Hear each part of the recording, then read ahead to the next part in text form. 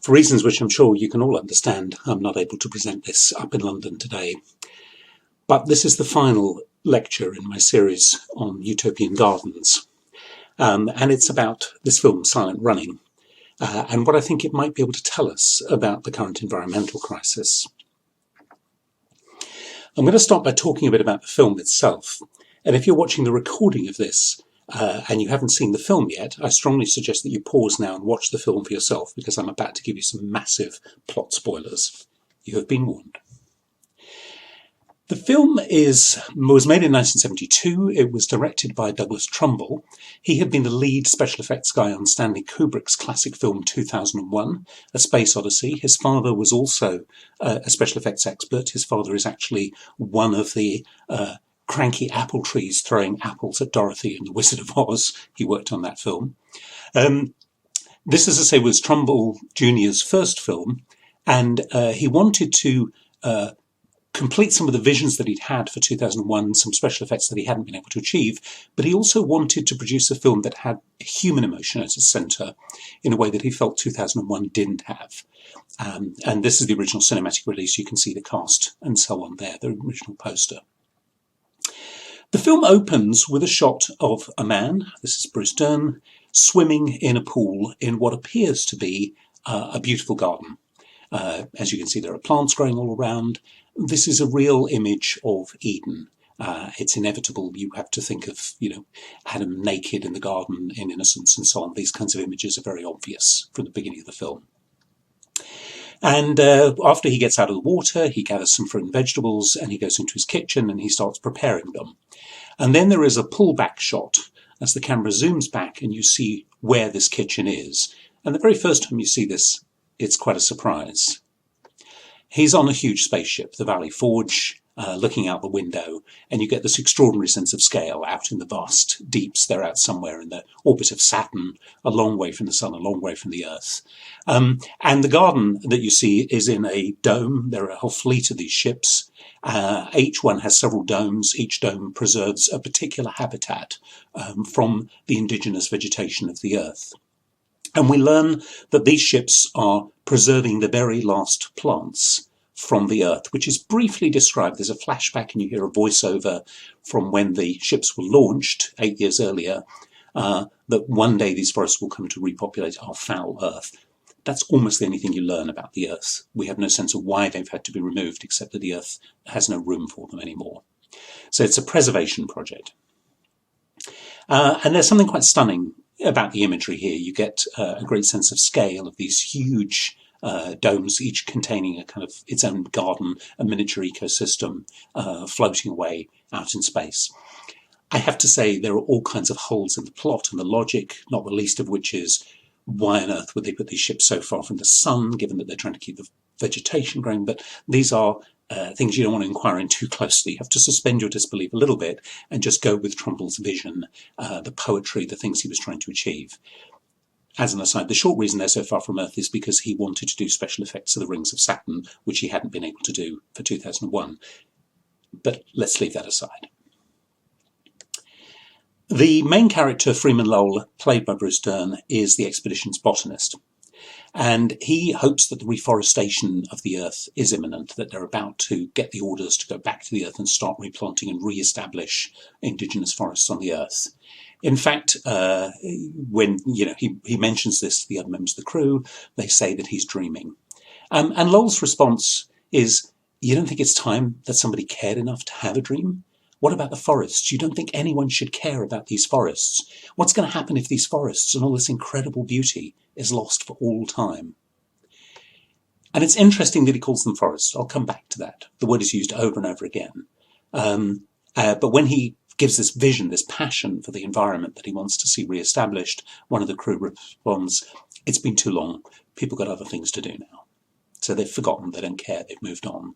And this is the thing that is driving Lowell crazy, that no one seems to care anymore. Then they get the order, the project has been cancelled, and the orders are given to destroy the forests. And again, there's a strange plot device that for some reason the forests have all been rigged with nuclear explosions so that they can blow them up in space as you would if you were running an environmental project. But again, this is part of the drama of the whole thing. And I think given the period of 1972, fears of nuclear war, fears of ecological destruction are all wrapped into the moment when this film is made. As you can see from the image here, Lowell is not happy about this, and he tries to prevent one of his crew members entering the dome and arming the nuclear device that's going to destroy it. They struggle, they fight. He kills his crew member, and he actually kills all the crew members. There are only 4 of them, but he kills the other 3, and he's left all alone on the ship. When the ground control says what's going on, he fakes an emergency. We've had a major blowout on the bus, and the ship's out of control. I don't know where the others are, and the ship speeds off because he's flying it away from Discovery. But he tries to take it through the rings of Saturn, out beyond human control, to preserve the last forest, the very last dome which is left. So it's an attempt to escape, and the title of the film actually refers to the way that submarines would engage in what was called silent running, where they would switch off their engines and jettison some debris and hope that the ships pursuing them would think that the submarine had been destroyed. So Lowell does this. He jettisons some cargo and fakes this emergency, and then goes dark and hopes they're not going to find him. And his only companions are the ship's maintenance drones, and he renames them Huey, Dewey and Louie, these lovely little squat figures. And they become incredibly important to the story. And they are, to be honest, the very first cute robots in the history of cinema. They are the spiritual fathers of R2-D2 and BB-8 and all the other cute little drones that come after them. You may view that legacy with mixed feelings, but personally I think they're great. He teaches them how to take care of the forest. So you can see them here learning how to plant a tree. It's quite a funny scene. I won't spoil it for you if you haven't seen it. And then, as he's keeping the forest going, working with his drones, he teaches them to play poker, to stop himself going crazy and so on. Against all the odds, the rescue party finds him, and they find the ship out near Saturn. And he's left with this dilemma. What the heck is he going to do now? And so what he does is he rigs the final dome and sends it off into space. And he stays on the ship and blows up the ship. And Huey, one of the drones has already been destroyed. Huey stays with him. Huey's been damaged by Lowell's own carelessness, so he can't go with the forest. He's too badly damaged. So Lowell commits suicide, taking Huey with him, taking the ship with him, so that nobody will ever know that one forest escaped. And he tells Huey that when he was a kid, I put a note into a bottle. It had my name and address on it, and then I threw the bottle into the ocean, and I never knew if anybody ever found it. And the film closes with this image of the very last forest drifting away into space on its own, with a little lonely robot taking care of the very last forest. And we don't know whether it's ever going to be found or whether this message in a bottle is ever going to reach its deliverer. So it's an extremely sad, poignant ending to the film. And you may be wondering, what the heck has any of this got to do with the modern environmental crisis, and how on earth have I been able to find some kind of message of hope in this, which I think I have. I will try and persuade you of that. But before I can do that, we need to think a little bit about what is a utopia. I've been using the word throughout these lectures, taking it for granted that we all know what it means, and I've deliberately refrained from defining it too carefully. But I want to return to that now, and think a little bit about the history of utopia as an idea, and try and define what it is and what it isn't. So George Orwell said that the dream of a just society seems to haunt the human imagination ineradicably and in all ages, whether it is called the kingdom of heaven or the classless society, whether it is thought of as a golden age which once existed in the past and from which we have degenerated. And some of those things, the kingdom of heaven, the golden age and so on, might be considered utopias. And I want to argue that they're not, and the reason they're not is actually quite interesting. So if we think about some of the other kinds of perfect worlds, the medieval land of Cockaigne, which is a kind of peasant myth that there was a land of plenty where, it rained cheese and nobody had to work and so on. This is Peter Broidel the Elder's imagining of the German version of this. I can't begin to pronounce the German name. But you can see here the glut of food, the people so bloated that all they can do is lie back and sleep. You can see a knight in armour lying down with the peasants. There's no class division anymore. There's no work. There's no inequality and so on. The detail in this picture I really love is the little egg at the front. It's not only ready cooked with its top off and a helpful kind of spoon or something inserted ready to eat. It's got little legs, so it actually runs around feeding people. So So that image of plenty, the kind of magical image of plenty, is one of the things that is part of the tradition from which utopias develop, but are different from utopias. And the idea of the land of cocaine actually survives into the 20th century in the form of, say, the Big Rock Candy Mountain. You probably know this song. It was very popular in the 1920s. This is Harry Haywire Mac McClintock. Haywire Mac was actually his hobo name. He was a real cowboy, unlike most country singers, briefly, and he was a real hobo briefly as well.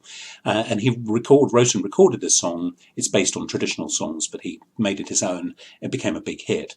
And it's a kind of hobo's version of the land of cocaine. So, for example, it's the place where all the cops have wooden legs and the bulldogs all have rubber teeth and the hens lay soft-boiled eggs, just like in Broydel's vision. So that's one kind of perfect world.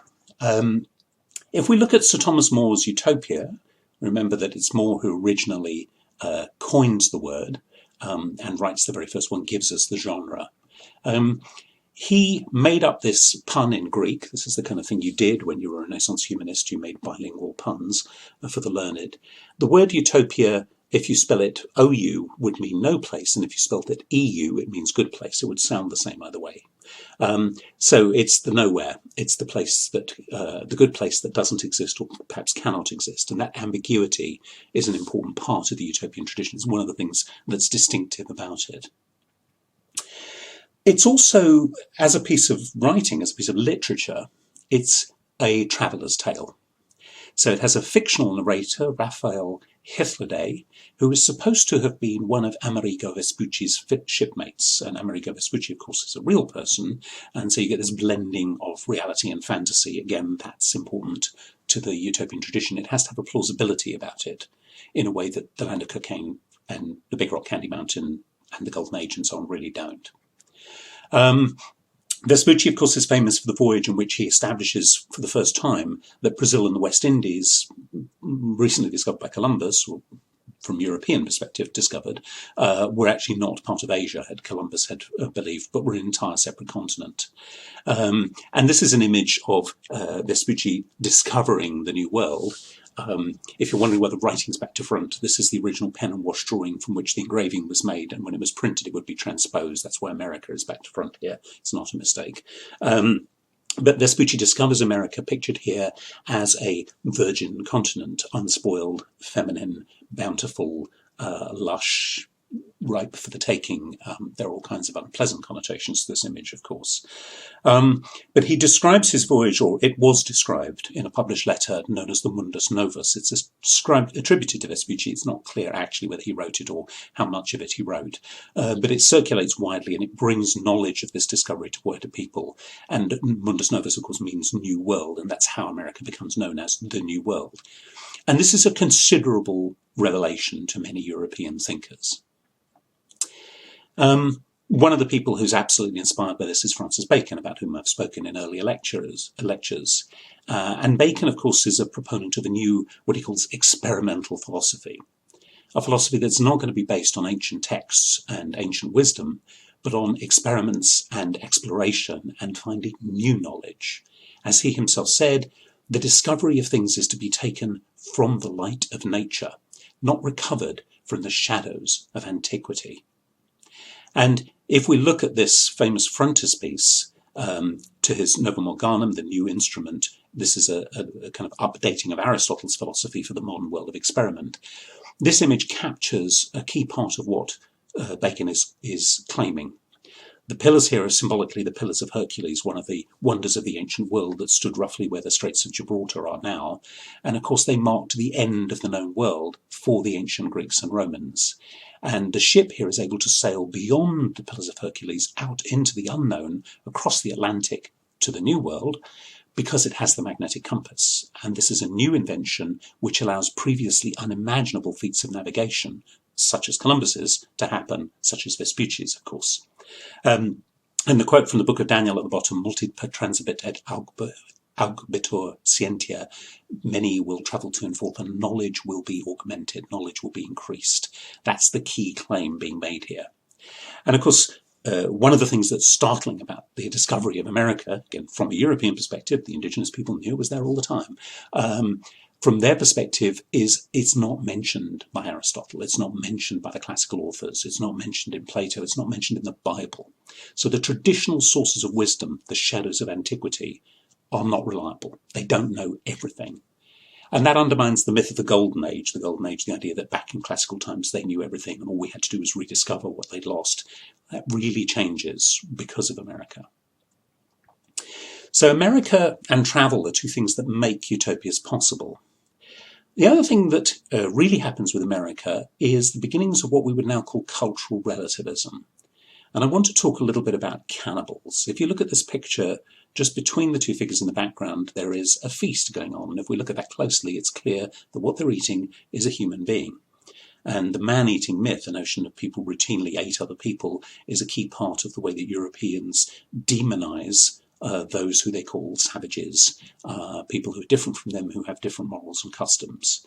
In fact, the word cannibal, as you may know, comes from Carib, one of the indigenous groups in the Caribbean, where we get the name of that sea from.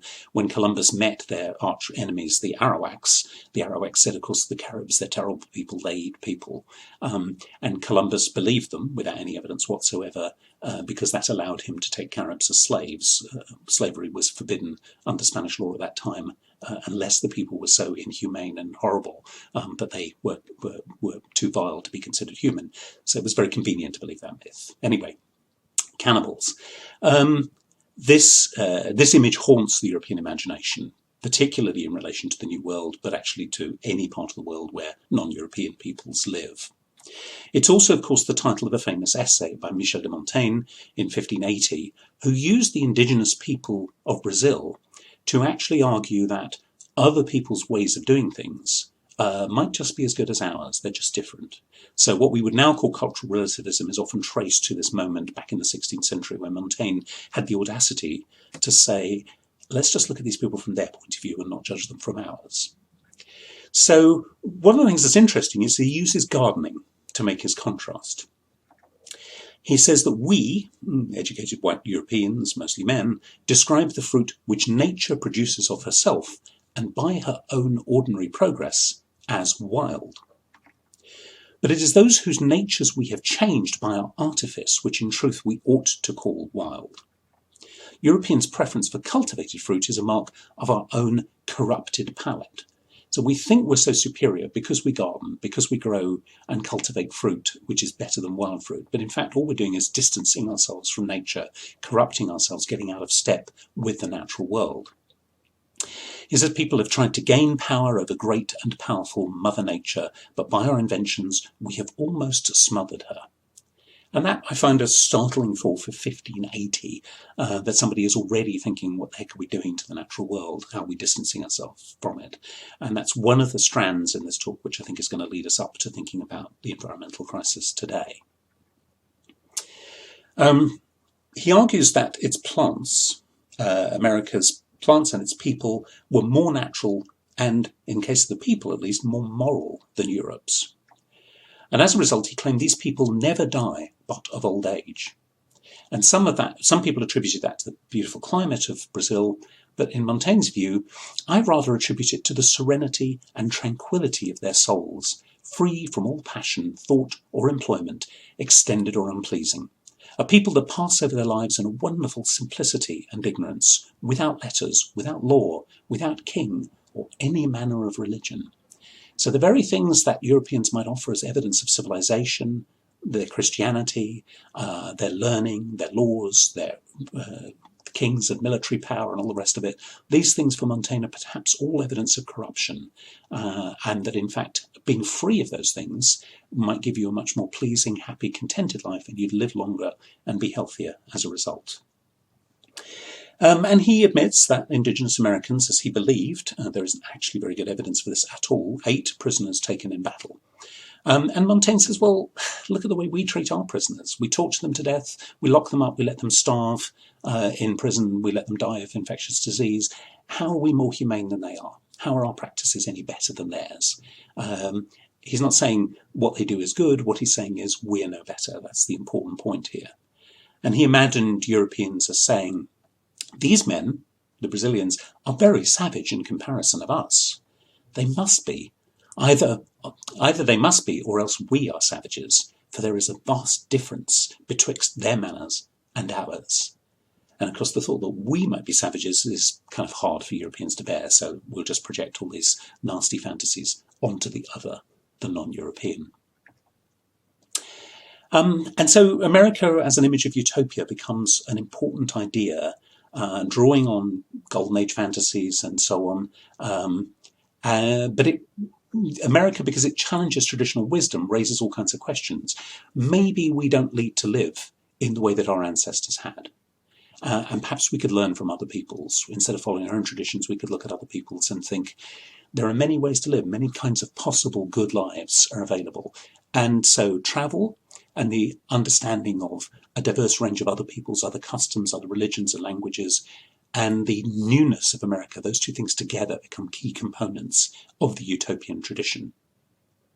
But the key thing here, as Bacon emphasised, and as is implicit in Montaigne's essay, is we could think this through for ourselves. Instead of just accepting tradition, instead of just accepting the Bible or Aristotle or Plato or whoever as the guide to the good life, perhaps we could figure it out again from first principles. And that, of course, is the key idea that underpins utopia. The work of thinking about what would be better and then implementing it is what makes it a utopia rather than just a paradise, a land of cocaine, a golden age, whatever. And it's interesting again to think about the garden here. For Montaigne, cultivation is corruption. Unspoiled nature is paradise and only unspoiled nature. And Bacon, of course, has the opposite view. Humans can take their reason and apply it to what he called the relief of man's escape. And a garden becomes the very emblem of utopia for Bacon, as we've seen in earlier lectures. Particularly, we saw it in this book, in The New Atlantis, published posthumously in 1627. It's a traveller's tale again, so it's directly indebted to Moore for the literary form of the Utopia. But it describes travellers visiting an imaginary island somewhere near America. The link to America is important. And the island's most important institution is Solomon's House, a scientific research institution where extraordinary wonders have been achieved, all of which contribute to this relief of man's estate, which Bacon is promoting. And of course, the most important, and I've shown this picture several times in earlier lectures, is this fabulous botanic garden where all kinds of new fruits and flowers and so on are being created. And the strawberry, big enough to go in a wheelbarrow, is the emblem of the notion of the improvement of nature to serve human needs better. And so in a very important sense, gardens, this is the Oxford Botanic Garden where I began this whole story, gardens are a criticism of nature. By gardening, we kind of imply there's something wrong with nature. It's in some sense deficient, inadequate. And utopias are the same. If nature was good enough, as Montaigne implies, we would just leave things alone. And it would be like the Garden of Eden, like the land of cocaine. There would be no need, no necessity, no work. Everything would be fine. And the fact that we feel the need to improve the world is, of course, a criticism of nature, of what is given in nature. And that puts utopianism in conflict with some important strands in European thinking, most obviously with what is called natural theology. This is particularly strong in Britain, but it's a widespread idea across Europe in particular, perhaps slightly stronger in the Protestant and Catholic churches. But this is the kind of founding text of the British tradition, the wisdom of God manifested in the works of the creation by John Ray, the first person to really study botany systematically at the University of Cambridge. And Ray's argument is very simple. He says when we look at nature, we look at plants and animals, they have an air of contrivance about them. They are purposeful. They have been made for a purpose. Animals are made to eat, to survive, to reproduce, to pass on and preserve their kind. Plants have the same kinds of contrivance. And because of this, we must assume an intelligent designer produce them, because where we see contrivance, we want a contriver. That's a very important point.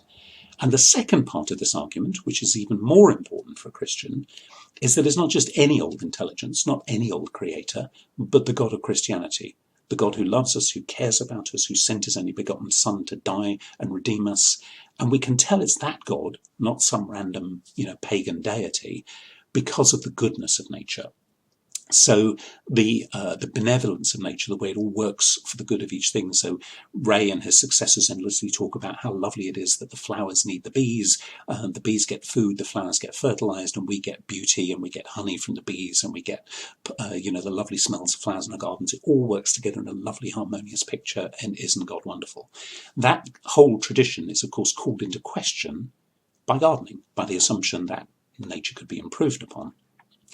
And there's if God made nature, there's something kind of impious about this. There's a famous old joke about a vicar saying to his gardener, looking at the beautiful garden and saying, "Isn't wonderful what you and the Lord have achieved here together?" To which the gardener responds, "Oh, well, you should have seen it when the Lord had it to himself." Gardeners are in a sense critics of natural theology, just regardless of who employs them. And that vision of nature as good has another strand in European thinking which is very important by the 19th century, which is part of Enlightenment thinking. And if we look at this quote from Antoine Claire Thibadieu, who was one of the deputies of the French National Convention, which is formed after the French Revolution, he called on all men to consider the great and magnificent spectacle of the power of nature, the variety of her productions, and the harmony of her phenomena. She is the source of good laws, of useful arts, of the sweetest pleasures, and of happiness. And this enlightened view of nature, of course, some enlightened thinkers were traditional Christians, some were outright atheists, and there are all points in between. But in many of them, you get this sense that nature is kind of being called in to do the work that God used to do. So the same vision of natural theology is there, but God has been dropped from the picture. Nature herself is the source of good laws, of happiness, of moral guidance for human beings. And if we could just live in a more natural way, we would be happier, we would be better off. That's the claim being implied here. And of course, that doesn't last. By the 19th century, of course, that is being challenged very strongly from many causes, but particularly by evolution. We think of Charles Darwin, who is only the most famous of the 19th century evolutionists, and not the only one. He says the face of nature may be compared to a yielding surface with 10,000 sharp wedges packed close together and driven inwards by incessant blows, sometimes one wedge being struck and then another with greater force. It's a very violent picture, the face of nature having wedges pounded into it. This, of course, is the relentless, remorseless competition of natural selection, every organism striving to maximize its chances of survival and of reproducing. And from that intense competition, that's the force that drives evolution, the force of natural selection. And Darwin describes this as the war of nature, which is powered, as he bluntly says, by famine and death. So the notion of a benevolent nature, either an enlightened nature or a natural theological vision of nature, these ideas are challenged very strongly by evolution. So let's think a little bit more about evolution, and we're going to think about its relation to ethics.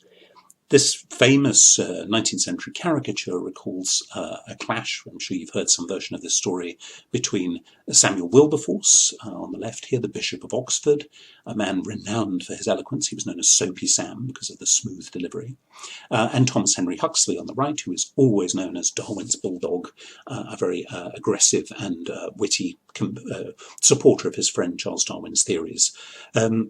And there is a very famous story about the clash between these two at the Oxford meeting of the British Association in 1860, where Wilberforce is supposed to have summed up his criticisms of evolution by turning to Huxley and saying, "So, was it from his grandmother or his grandfather's side that he claimed to descend from an ape?" And the standard version of the story is there's a sort of sharp intake of breath because it's terribly rude to say things about people's grandmothers. If you're a Victorian gentleman, Huxley muttered to the man sitting next to him, "The Lord hath delivered him into my hands," gets to his feet and eloquently smashes Soapy Sam's argument, and he would rather be descended from an ape than a man who would use his intelligence to bring ridicule to bear on serious scientific discussions, blah, blah, blah.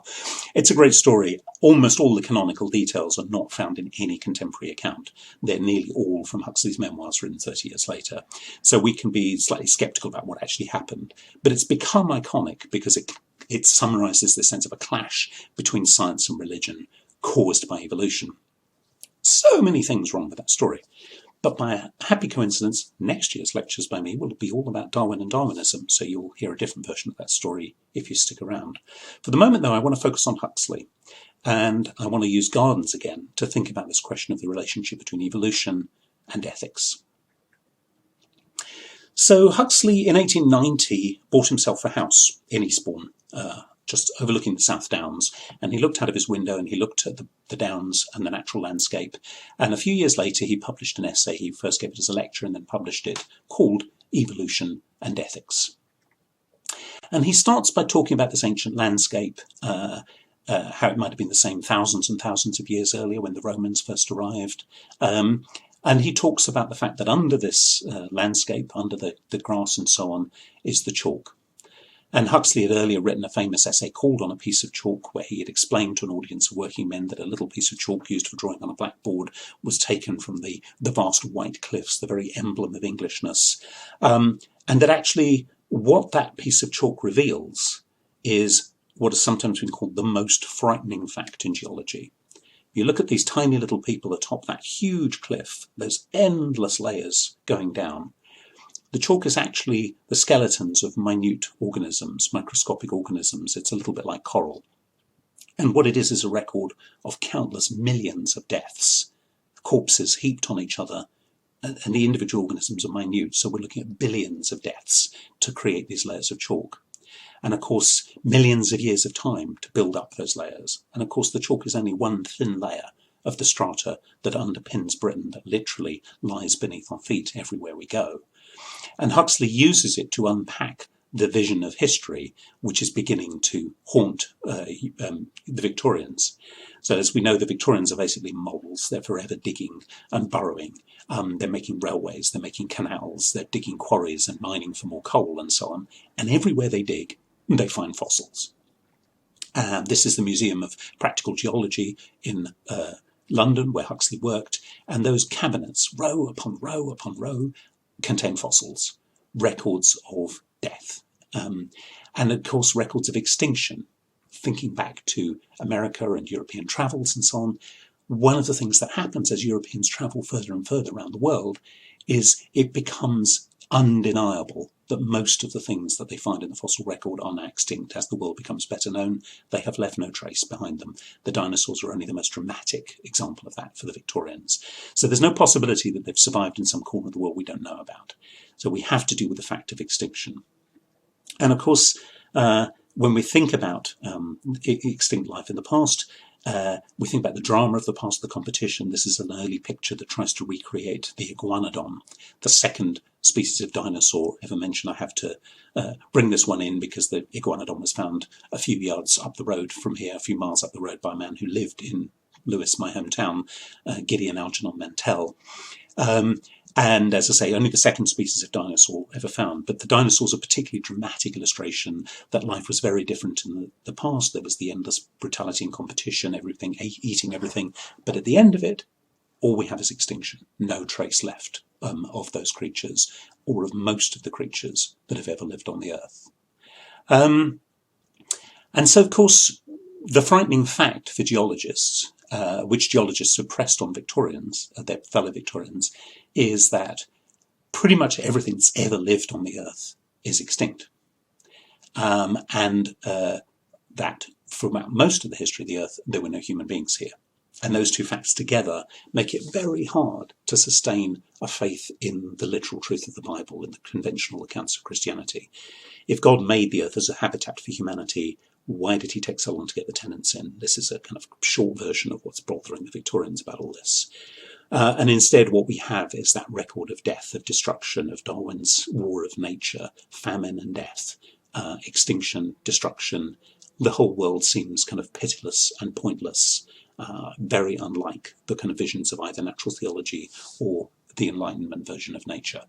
And yet Huxley thinks you can find hope. Even in this bleak vision, which he briefly introduces, he thinks there's something we can point to that gives us hope for the future. 3 or 4 years have elapsed since the state of nature to which I have referred was brought to an end, so far as a small patch of the soil is concerned, by the intervention of man. The patch was cut off from the rest by a wall. Within the area thus protected, the native vegetation was, as far as possible, extirpated, while a colony of strange plants was imported and set down in its place. In short, It was made into a garden. I think it's obvious, just looking at this quote, how the language of British imperialism is central to this argument. The native vegetation was extirpated. A colony of strange plants was imported. This is the process of civilization. We end the state of nature, the warfare. We remove the indigenous plants, and by implication, as colonists, we remove or improve the indigenous people, and the gardening is a metaphor for colonialism, and both of them represent the triumph of humanity over nature, of getting rid of that warfare of nature, which Darwin had so vividly described. And of course, Huxley explicitly says that his garden contains the fruits of empire, exotic fruits and vegetables which could not survive, except under conditions such as obtain in the garden, because they've been refined by cultivation. These are precisely the kinds of fruit and vegetables that Montaigne is dismissing as evidence of our corrupt palate. For Huxley, they're the epitome of civilization. He's in Bacon's camp on this argument, clearly. The plants were as much works of the art of man as the frames and glass houses in which some of them are raised. So, cultivated fruit and flowers are monuments to human civilization, like greenhouses, and like he says in the article, cathedrals or iron bridges or any of the things we build. These are all marks of human culture, human intervention. Greenhouses and cathedrals alike we call these things artificial, term them works of art or artifice, by way of distinguishing them from the products of the cosmic process, working outside man, which we call natural or works of nature. And the cosmic process is really Huxley's term for natural selection, for that relentless, remorseless force that cares nothing for human intentions or human achievements or anything else. Everything is simply battered and destroyed by it. And he says, everything we make, our gardens, our cathedrals, our houses, everything is endlessly battered down by the wind and the rain and by nature's jealousy. As he says, nature endeavoured to reclaim that which her child, man, has borrowed from her. And again, the gendering of nature is implicitly female. We've had Mother Nature mentioned several times, and man is the child who has rebelled against his mother by imposing his own standards of order and trying to build his own monuments in defiance of her kind of callous wishes. And Huxley uses two terms to describe the way that humans oppose the pitiless cosmic process. He calls it the horticultural process or the ethical process. And they are basically the same thing. For Huxley, gardening is applied ethics. That's how we impose a human scale of values, human ethical judgments on the world of nature. Rather than simply letting nature decide at random what lives and what dies, we decide what lives and what dies, which weeds to pluck out, which flowers to nourish, and so forth.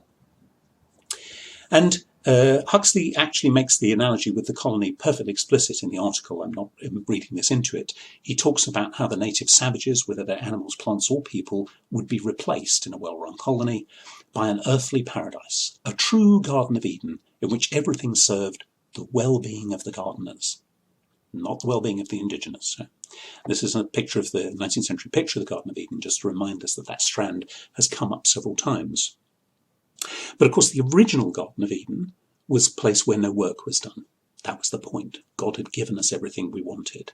And that is why that would be true of the kingdom of heaven, of course. If we are moral enough to enter the kingdom of heaven, all well and good, but we can't create the kingdom of heaven.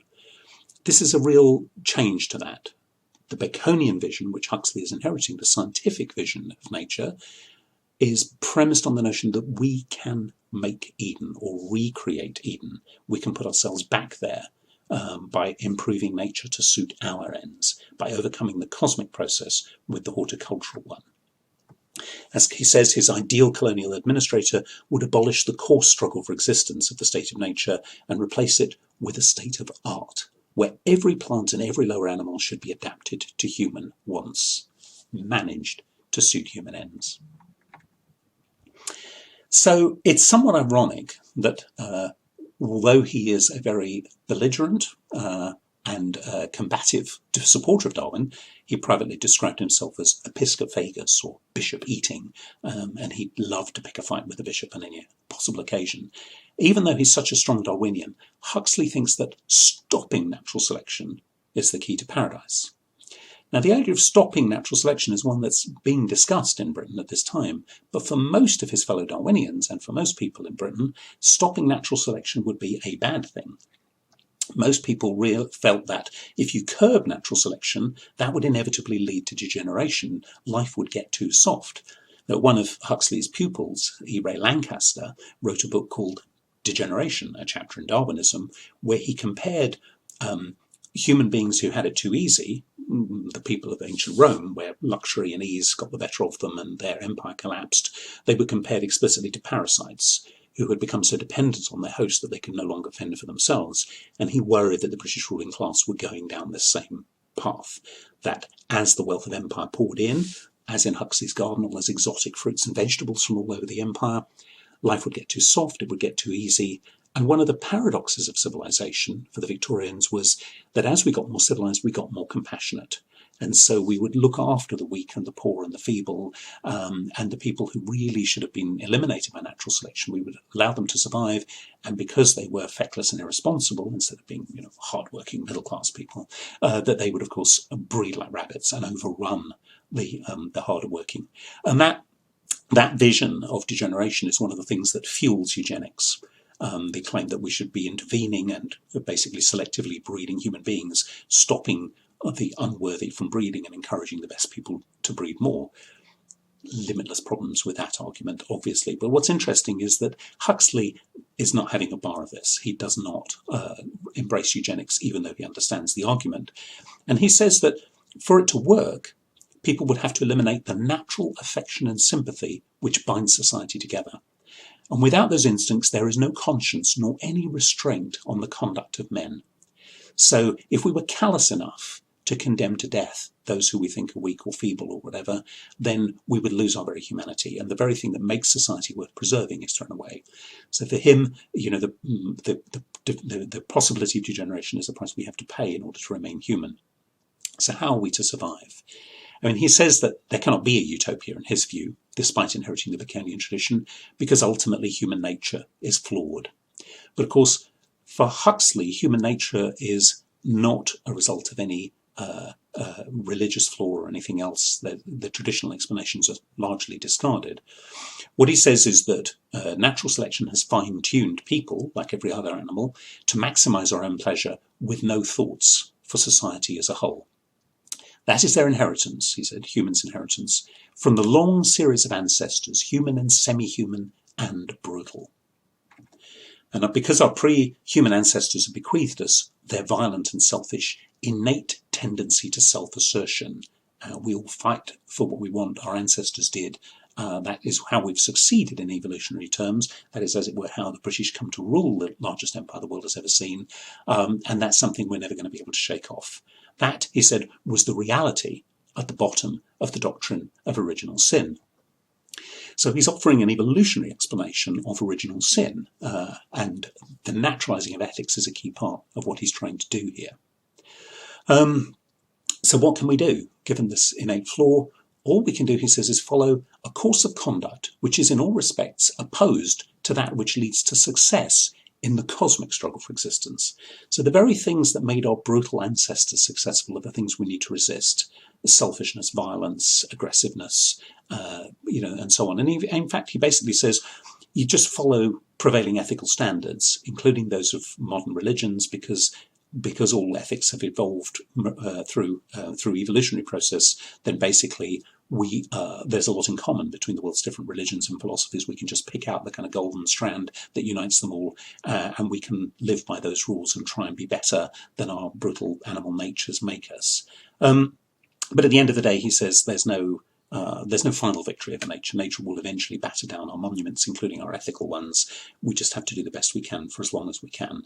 We must struggle continuously against the cosmic process, cherishing the good, facing evil with stout hearts set on diminishing it.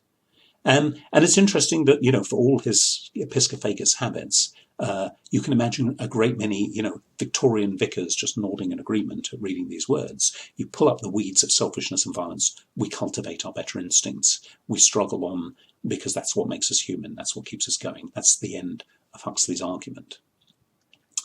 So I want to come back to silent running now. and look at the film again, kind of with the help of the utopian tradition and with Huxley's vision of naturalized ethics, to see whether we can see different things in the film than perhaps are there at first glance. When Lowell is arguing with his shipmates at the beginning, he brings the fresh vegetables into the ship and starts cooking them, and they'll go, "Oh, that stuff stinks, why do you have to eat that?" And he dismisses what they eat as dried synthetic crap. And when they say, "Well, what's so good about food that's come out of the dirt," as they put it, he tells them it's nature's greatest gift. To which one of them comments, "Well, to a celibate, maybe." But it's interesting that he goes on and on about his passion for nature, but Lowell is not Mr. Natural. He's a gardener. He's a cultivator. He says, "I grew it, I picked it, I fixed it." And there are numerous shots in the film of these forests, in fact, have beds of fruit and vegetables like this growing. This is a garden. This is not nature. And Lowell has this moment of self-disgust when he's all on his own, and he says to the drones that he realizes he's been eating the dried synthetic crap, which he presents to despise so much.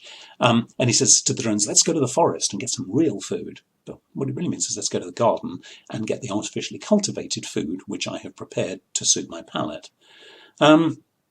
And the garden depends on advanced technology. I mean, it's on a spaceship in some kind of artificial dome, which by some magic allows in sunlight while keeping out cosmic radiation and so on. None of that is explained in the film.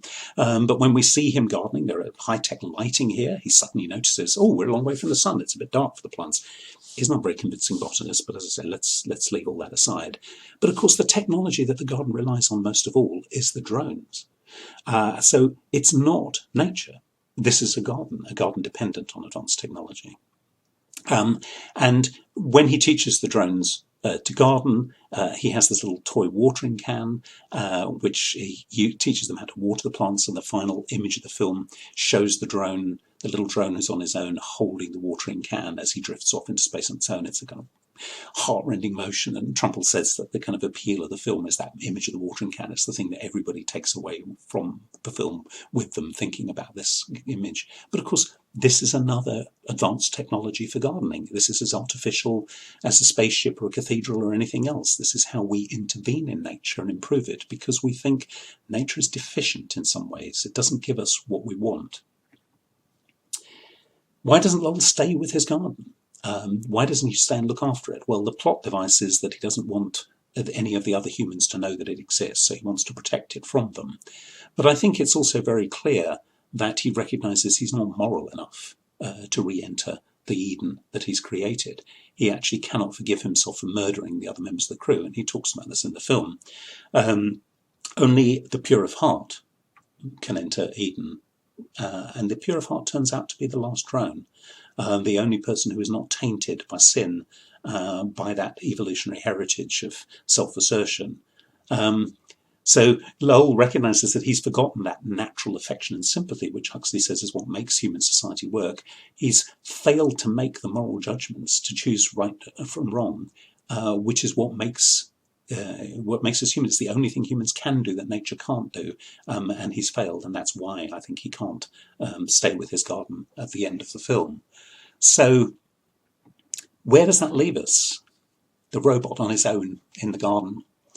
One solution to the environmental crisis, I suppose, is to recognise that nature would be better off without us, that we just, we seem hell-bent on driving ourselves to extinction. Maybe we should just do that as quickly as we can, leave the other species in peace.